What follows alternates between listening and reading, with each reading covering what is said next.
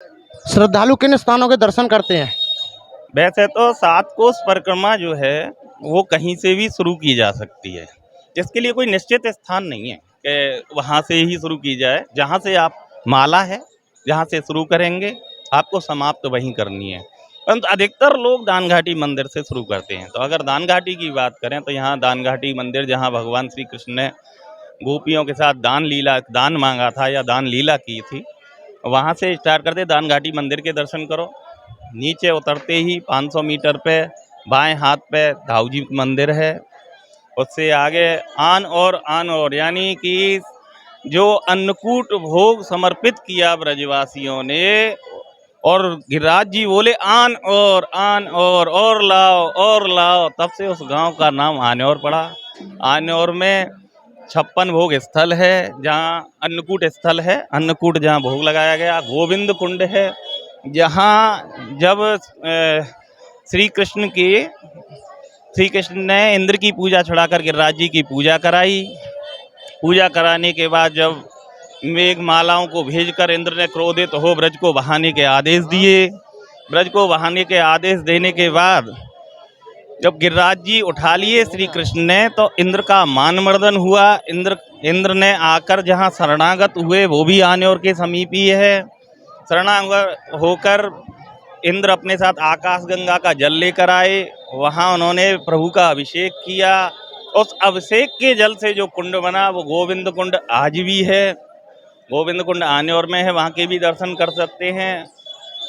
उन चिन्हों के निशान हैं। सुरभि गाय जिनके थन से ठाकुर को देखकर जिनके थनों से दूध निकलने लगा, वो भी गिरिराज जी शिलाओं पर आज भी चिन्ह दिखाई देते हैं। माखन के उंगलियों के निशान दिखाई देते हैं, उनके दर्शन कर सकते हैं। आन्योर में ही गिरिराज जी, असल में पूरे गोवर्धन की सात कोस परिक्रमा की बात करें तो सिर्फ 2 मंदिर गोवर्धन पर्वत यानी गिरिराज जी के ऊपर बने हुए हैं। एक बलभद्र जी का यानी ठाकुर जी के बड़े भाई दाऊ जी का, जिसको लुक दाऊ जी कहते हैं।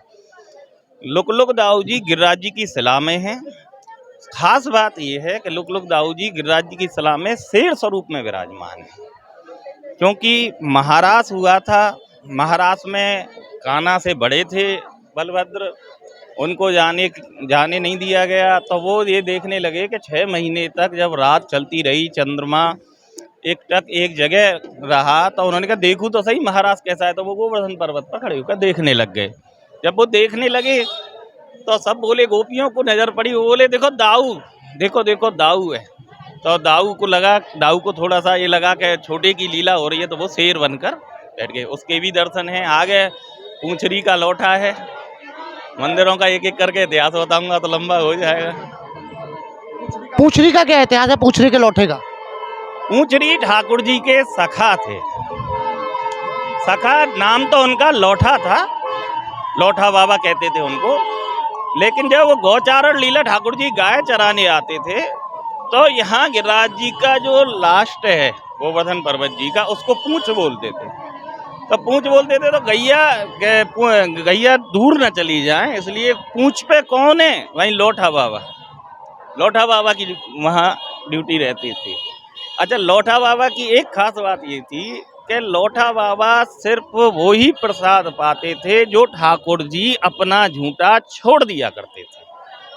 अलग से कुछ नहीं खाते थे। जो ठाकुर जी खाते थे, जो छोड़ देते थे, वो लौठा बाबा उससे अपना जीवन यापन करते थे। अब कान्हा मथुरा चले गए व्रत छोड़कर, वहां से द्वारका चले गए। लौठा बोले कैसे? कि आऊंगा। तो लौठा बाबा आज भी मथुरा की तरफ मुंह करके विराजमान हैं। आज उनके दर्शन पूंछरी पे होते हैं।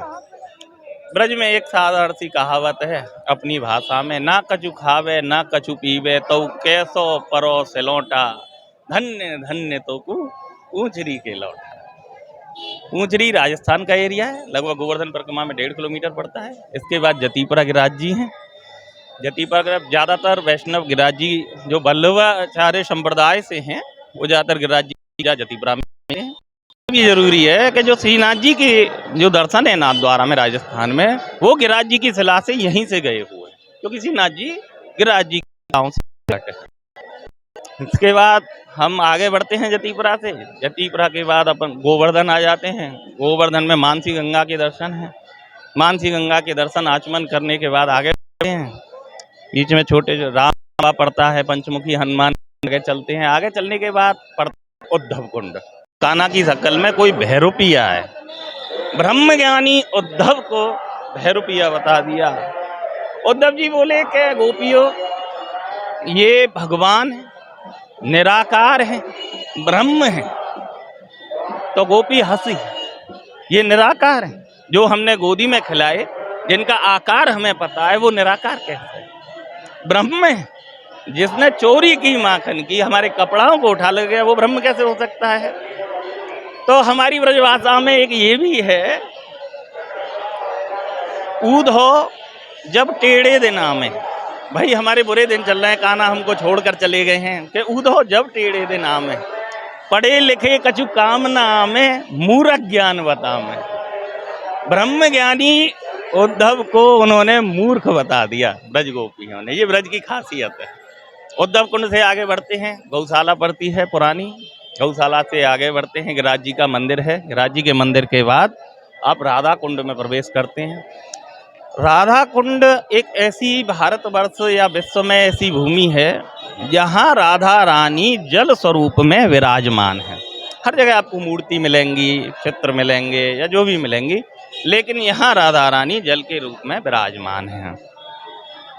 राधा कुंड और कृष्ण कुंड दोनों पास हैं। उसके पास अष्ट सखी कुंड भी हैं। उनके दर्शन करते हुए हम आगे बढ़ते हैं तो मध्य प्रदेश ग्वालियर की एक मंदिर है, वहाँ के भी दर्शन गए हैं। उसके बाद थोड़ा सा चंद कदमों की दूरी पर कुसुम सरोवर। कुसुम सरोवर यानी कि ऐतिहासिक विरासत। क्या कुछ ऐसा मानना है कुसुम सरोवर का इतिहास भगवान श्री कृष्ण से जुड़ा हुआ है? बिल्कुल, मैं यही बताने वाला था। ऐतिहासिक विरासत यानी राजा महाराजाओं की, महाराज सूरजमल की याद में वो बनाई गई थी, वो भी हैं। ठाकुर जी कुसुम सरोवर नाम कैसे पड़ा? कुसुम यानी ठाकुर जी का, राधा रानी का पुष्पों से श्रृंगार करते थे। अच्छा, वहाँ जब सामने कुसुम सरोवर की खूबसूरती भी है, उत्तर प्रदेश व्यतीत प्रकाश बरसद ने उसको सौंदर्य भी दिया है। उसके पीछे एक गुलाब बाग है जहाँ ठाकुर जी फूल चुनते थे, लेकिन गुलाब बाग में अब फिलहाल कांटे हैं। गुलाब बाग का कोई भी विकास नहीं हुआ है। खैर, हम आगे बढ़ते हैं तो बाएं हाथ की तरफ मात्र 100 मीटर दूरी पर नारद कुंड है। भगवान नारद की लीलाओं से सुसज्जित है। उससे आगे फिर आगे बढ़ते तो हरगोकुल मंदिर गिरिराज जी है। मुकट मुखारविंद है। मुकट मुखारविंद और मानसी गंगा के पास में बना है हरदेव मंदिर। गर्ग संहिता के अनुसार, हमारे जो धार्मिक मान्यता है उसमें गर्ग संहिता के अनुसार भगवान श्री कृष्ण ने गिरिराज जी उसी स्थल से उठाए थे जिस जगह हरदेव जी मंदिर कहा जाता है, जहां आज भी पर्वत उठाने के रूप में ही भगवान दर्शन दे रहे हैं। हालांकि वो पूर्णिमा में जो वैभव नजर आ रहा है उससे वो दूर है, क्योंकि परिक्रमा मार्ग में नहीं पड़ता है। इसलिए उसके लिए आप अलग से पूछ सकते हैं कि हरदेव मंदिर कहाँ है, वहाँ के दर्शन करें। बोल गिरिराज महाराज की जय।